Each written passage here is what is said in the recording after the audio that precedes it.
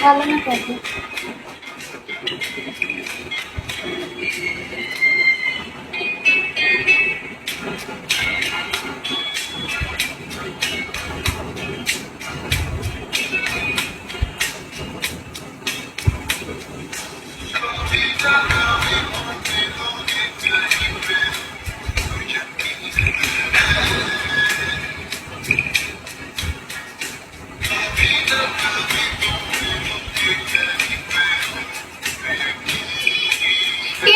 আপনি তো খুবই বড় মিথ্যা কথা বলেন। তাইলে এটা আপনার জন্য অনেক, মানে এটা কি বলবো,